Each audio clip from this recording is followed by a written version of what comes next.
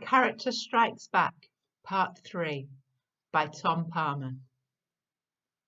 Day 3. The Runner Coming the Other Way.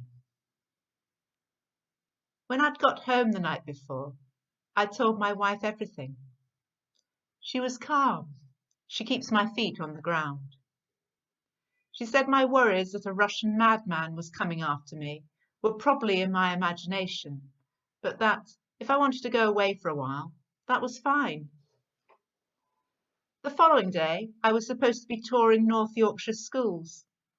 I hate letting schools down, so we decided that my wife and daughter would go to her parents' house in the Midlands, and I'd head up to North Yorkshire to the school. I drove there early that morning. On the way, I tried out some of the techniques I've learned about being a detective. I am not a detective, and I have never been a detective. But one of the things I like to do when I'm writing the foul play books is learn about what I'm writing about. For instance, in one of the books, Dead Ball, in fact, Danny has to follow a footballer that he thinks is up to no good. He knows that there are special ways you can follow someone in public without being seen. So he goes to the library to find books about it. He learns things, like to try to walk on the other side of the road to the person you are following, and that if the person you are following turns round, don't suddenly stop and look in a window. Just carry on walking, even overtaking them if you have to. This way you can better avoid detection.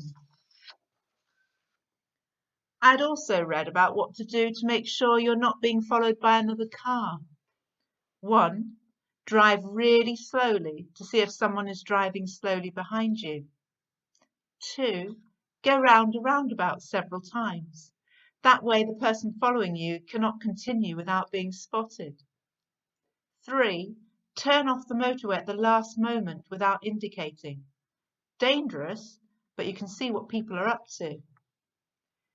Anyway, I did all those things, and it was clear to me that nobody was following me. Maybe I was making it all up in my head. I taught at 3 schools in North Yorkshire, 10 a.m, 11:30 a.m, and 2 p.m. Leaving the last school, I knew I needed somewhere to stay. I wasn't going home tonight. And I had already made my mind up where I would like to stay. In Middleham, a village I know well.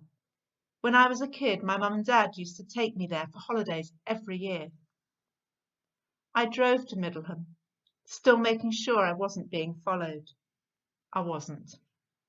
Once I had checked into the Black Bull, a pub at the bottom end of the square, I went for a run. I like running. I do it 3 or 4 times a week. I knew where I was going to run to. Up and along Pen Hill, one of the biggest hills in the area. I drove to the foot of the hill, did some stretching and headed off. It wasn't easy. The first bit is steep, but once you're on the top, it's flat and you can see for miles. I had it all to myself. Except for another runner who was a couple of miles away, coming in the other direction. There is a special reason I love Pen Hill.